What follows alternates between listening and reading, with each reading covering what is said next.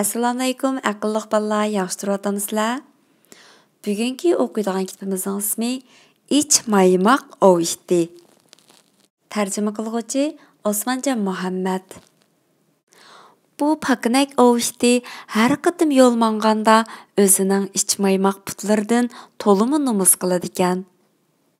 Uning ovchi xo'jayinining jami 11 ovishdi bor ekan. Biroq bu ovchi har qatim itlarning sonini olganda faqat 10 ovishtinila sanaydi ekan. Pakinak ovishti xo'jayini meni ko'rmay qolgan o'xshaydi deb o'ylab ittiklar o'rnidan turib eng oldiga berib turib olsimi, lekin ovchi yanala uningga qarabmi qo'ymasdan boshqa 10 ishtini sanab qo'yib chiqib ketadi ekan. Pakinak ovishtining buningdan to'limi ko'ngli yerim bo'ladi ekan. U o'z-o'ziga dunyodagi eng tez yuguradigan ovishtiga aylanish uchun qasam qilibdi. U har kuni saharda quyosh ko'tarilishi bilan yugurishni mashq qiladi ekan. U o'zining soyasidan eshib ketishni maqsad qilib yuguraydi ekan. Tong! U bir yo'g'on daraxtga shunda qattiq suvabdi. Uningga xuddi osmon zimin pirqirayotgandek tuyulib, ko'z oldi qorong'ulashib ketibdi. Qolgan 10 ovishti uning bu bichar holatini ko'rib, uni masxar qilib, "Qaranglar uningga. Voy ahmoq!" deb to'lishibdi. Pakinak ovishti qaytadan qaddini ruslab, yana yugurishga boshlabdi. Yugura, u intayin xushal bo'lib ketibdi. Chunki u o'zining soyasining barg'an siri yaqinlashayotganligini bayqabdi. Pakinak ovishti yana dunyodagi eng egizga sakraydigan ovishti bo'lishga qasam qilibdi. U oldidagi o'sha egiz tomdan atlab o'tishni mashq qilishni boshlabdi. Tong! U tomga usib olib yiqilib chiqdi.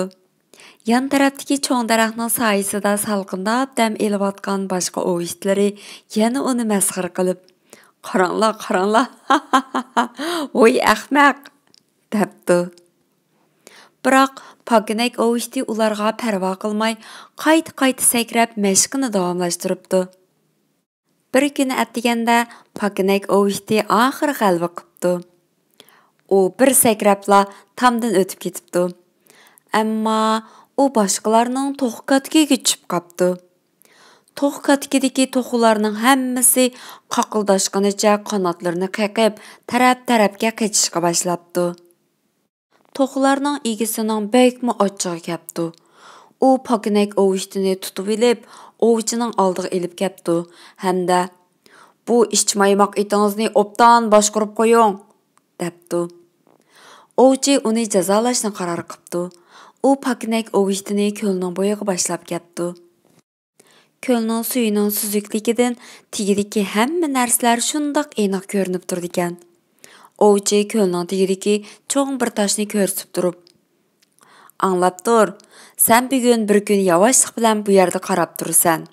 Ko'lning ostidagi av tosh ko'lning yuziga laylab chiqib olmasin." Ovchi shundoq deb bo'libla, qolgan 10 ovishtini boshlab ovlashga mengibdi. Ovishtlari xushallik bilan qovushib, ovchining oldida yuribdi. Pakinak ovishti bo'lsa, ularga havas qilib, ko'lning bo'yida ularning keynidan qarab qopdi. Pakinak ovishti butun bir kun ko'l bo'yida osh-tosh qarab o'ltiribdi. Albatta, u boshqa xiyollarga g'arq bo'pti. Rostini aytganda, u doim boshqa xiyollarni qiladi ekan. Hozir u osmon cho'ngmi yoki zamin cho'ngmi degan muhim masalani o'ylayotgan ekan. Shafaqning oltin nuri keng koinotga chechilganda, ovchi o'zining 10 ovishtini boshlab qaytib ketdi. Ular qarmoqqa bugungi ovchiligidan intayin xushal bo'lgandek ko'rinadi.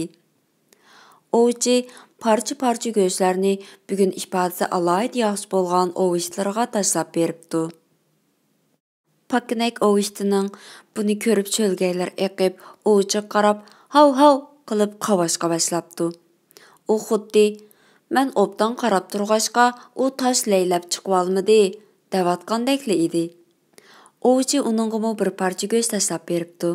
Shuning bilan pakinak ovishtimu mazza bilan go'sht yeyishga boshlabdi.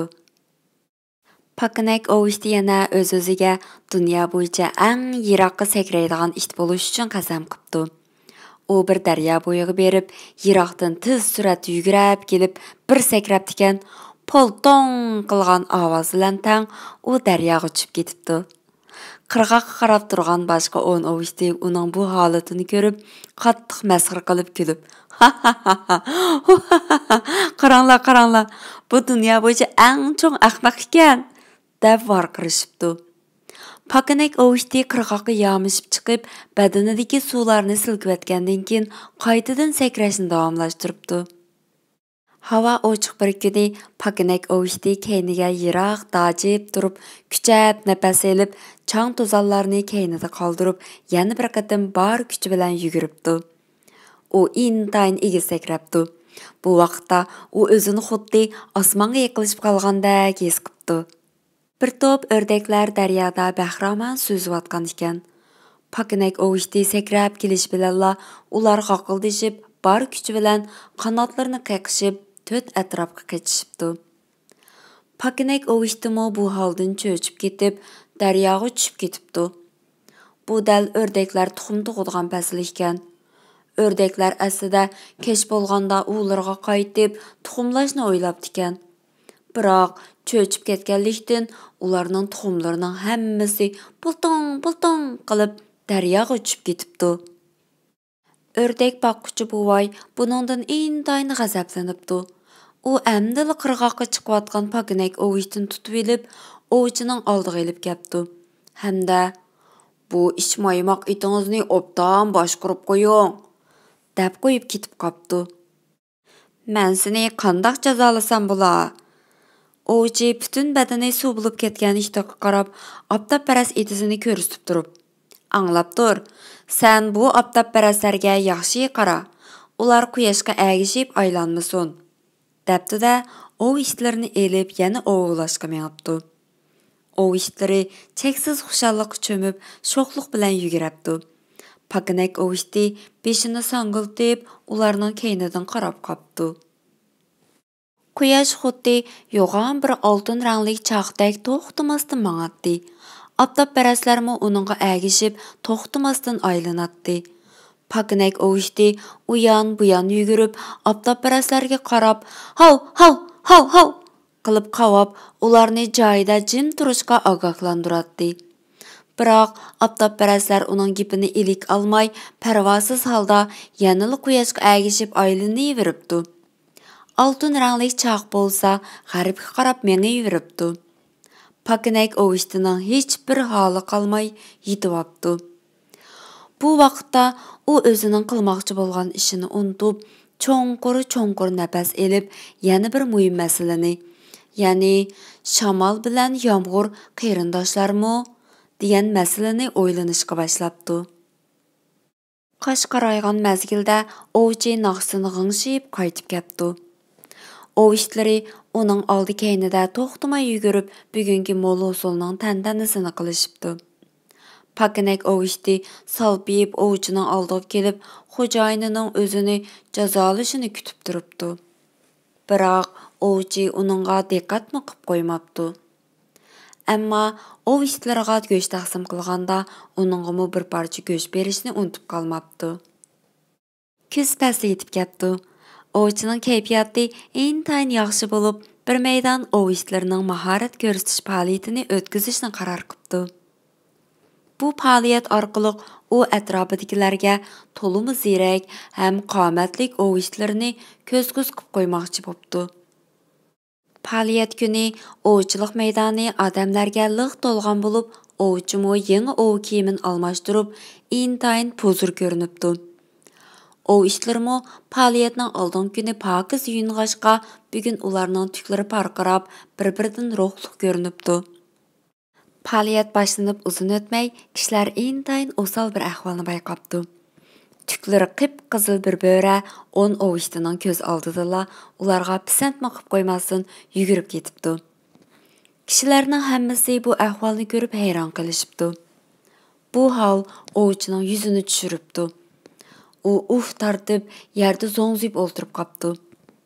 Dal mush vaqtda Pakinak ovishti harakatga ketdi. U itilib chiqib, ov itleri topidan sho'ng'ib o'tib, udul bo'rining keynidan qo'g'labdi. U intayin tez yugurgachga, kishilar uning simasini aniq ko'rolmabdi. Odamlar bilan ov itlarining hammasi hayron qolibdi. Biroz vaqtdan keyin kishilar asta-asta esiga kelib, Pakinak ov iti ketgan tarafga qarab yuguribdi.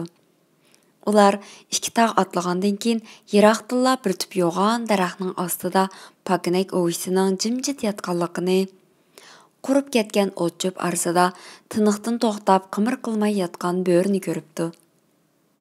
Egiz osmonda bulutlar g'amsiz laylamoqda. Cho'ng daraxtning ostidagi Pakinak ov iti kuz faslidagi parlaq quyosh nuridan huzurlangach, uzundan buyon nurg'un qitim tafakkur qilib kelgan, quyosh har kuni nima uchun sharqdan chiqadi degan muhim masalani yana o'ylabdi. Shuningdan e'tiboran ovchining eng yaxshi ko'radigan ov iti dal mush Pakinak ov iti bo'lib qoldi. Ovchi uning uchun alayda qilib xurum chambar yasab, uning bo'yniga esib qo'yibdi. U nagili borsa, bu Pakinak ov itini billa ilib oladigan bo'pti. Kishilar Pakinak ov itini ko'rganda uningga zo'qlanib, "Qaranglar, bu ov itining ish maymoq putlari nima degan chiroyli-a?" deyishibdi. Bu Pakinak ov iti yo'lda manganda o'zining ish maymoq putlaridan faxrlanadigan bo'pti. Uning keynidan agishib kelayotgan 10 ov iti bir qator bo'lib, uning mengishini do'rab, hammasila ish maymoq bo'lib ketibdi. Bu hikoyani yoqtirdinglarmi, umoqdoslar? Demak, biz bir ishni qila olmaslikdan qat'iy qo'rqmasaqmi bo'ladi ekan-a? Agar biz tirishsaqla, uzluksiz shuni davomlashtirsaqla, cho'qim g'alaba qozona oladi ekanmiz. Ko'ngil qo'ygan odamda qiyin ish yo'q olamda. Debdikan bizning ulug' ota-bobolarimiz. Nima degan to'g'ri aytgan-a? Bo'ldi amsa umoqdoslar. Kelar sanda ko'rishaylik. Allohga omonat.